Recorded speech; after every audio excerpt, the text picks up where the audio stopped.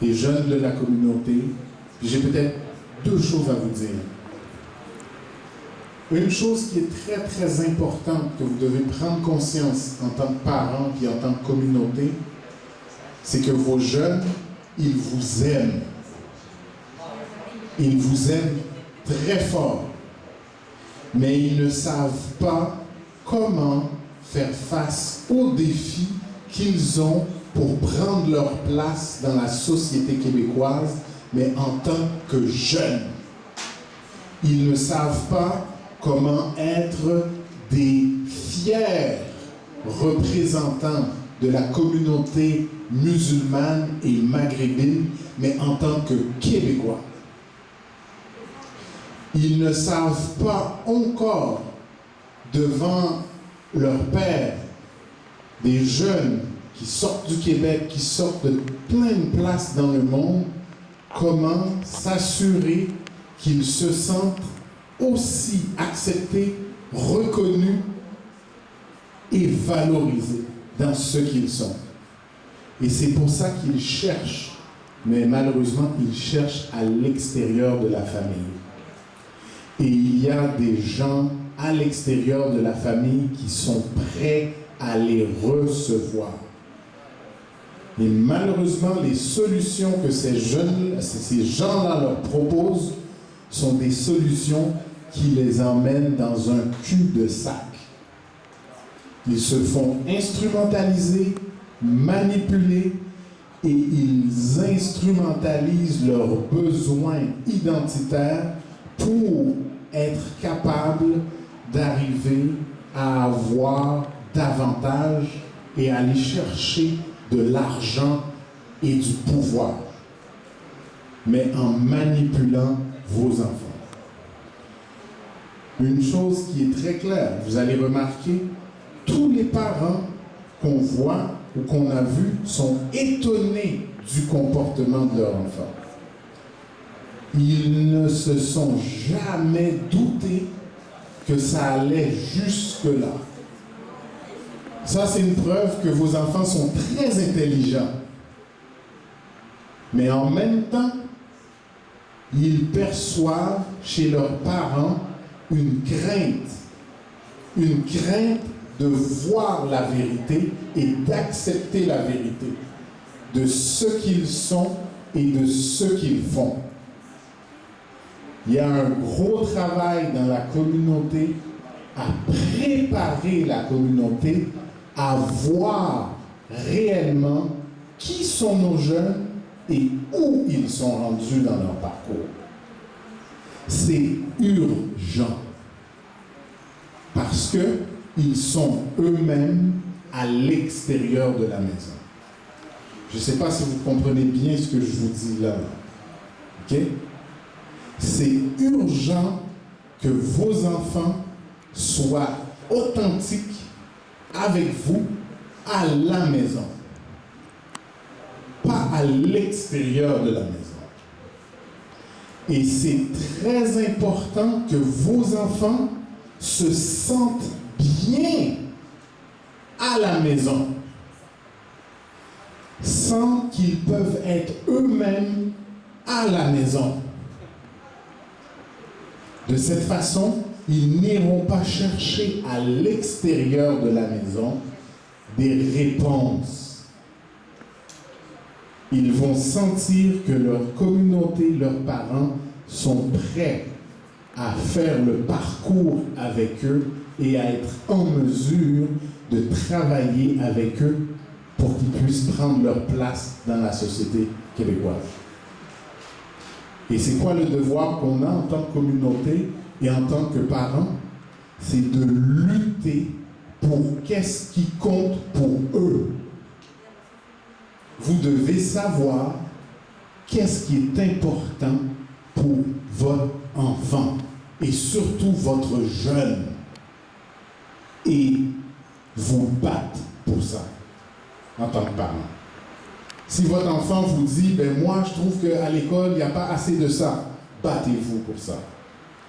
Ben moi je trouve qu'il y a trop de racisme, que les élus dans notre quartier, ils ne font pas attention à nous. battez-vous pour ça.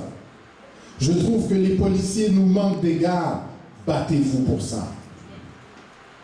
Il faut que vous soyez leurs coéquipiers dans leur parcours pour prendre leur place dans la société québécoise.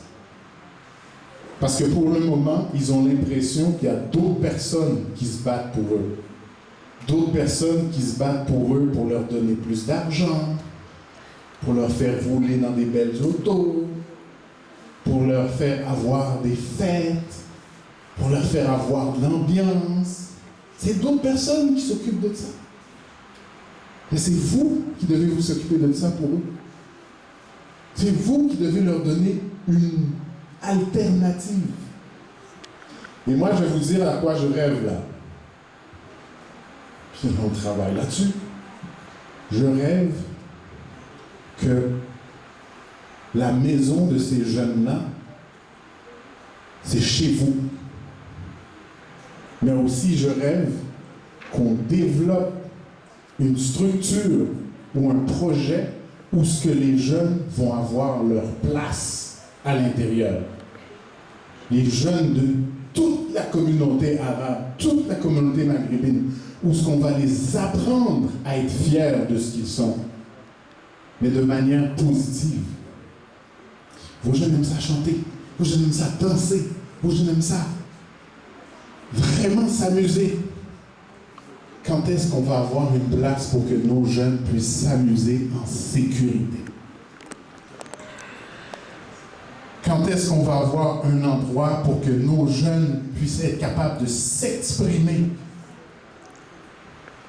Mais pas que ce soit des criminels ou des personnes de mauvaise fréquentation qui les applaudissent. Je vais vous raconter une histoire avec la communauté haïtienne. Je vais finir avec ça. Je me souviens, à Rivière-des-Prairies, le lieu où je m'impliquais, les jeunes haïtiens étaient très, très, très forts dans le rap. Mais les parents ne les appuyaient pas. Ah, c'est une musique de vagabond, tu perds du temps, il faut que tu ailles à l'école, et ainsi de suite. Vous savez qu'est-ce qui s'est passé? Il y a des petits jeunes francophones québécois qui étaient avec eux. Ils ont vu que c'était vraiment quelque chose de spécial qu'ils avaient. Ces jeunes Québécois, ils ont développé le rap francophone. Mais ça venait de ces petits jeunes noirs-là. Mais il n'y avait personne pour les applaudir. La communauté trouvait que c'était des choses qui n'étaient pas bonnes. Ces petits jeunes Québécois ont pris ce rap-là, cet art-là, ils en ont fait une industrie. Et aujourd'hui, ils sont devenus des millionnaires avec ça. Puis nos jeunes Haïtiens qui étaient à l'origine de ça, ils n'ont rien eu. Et aujourd'hui, à chaque fois qu'ils parlent avec moi, ils parlent comme des frustrés. T'as pas vu? Ils ont pris des choses que nous, on avait, mais à cause qu'on n'était pas appuyés, la communauté était supposée d'être les premiers amateurs, le premier public à les applaudir. Ils ne l'ont pas eu. Faites attention de ne pas stigmatiser et dévaloriser la culture et l'identité de vos jeunes. Ils ont développé ici au Québec quelque chose de particulier. Et le problème qu'on a avec eux présentement, c'est qu'il y a un côté qui est violent. Favoriser cette espèce de créativité et intelligence de vos jeunes à être capables de s'adapter. Dernière chose, pourquoi qu'ils sont tellement impliqués dans des événements où ce qu'on voit de la violence, où ce qu'on voit des armes à feu? C'est parce que les jeunes de la société d'aujourd'hui sont plus impressionnés par ça. Ils cherchent à être reconnus et impressionnés et s'imposer auprès de tous les jeunes. Ils ont des aspirations de grandeur. C'est pas contre vous, là. c'est je veux me sentir le meilleur, le plus respecté des jeunes du Québec. Fait que si je suis capable de tenir une arme, de menacer des gens, de menacer des adultes, de menacer des criminels, de menacer le crime organisé, je dois être vraiment, vraiment, vraiment fort. C'est ça que vous devez comprendre à travers tout ce qui se passe. Vos jeunes ont des grandes aspirations. Ils veulent des grandes choses. À nous de les appuyer et de leur proposer des grands défis qui vont mettre à profit tout leur talent. C'est tout pour moi.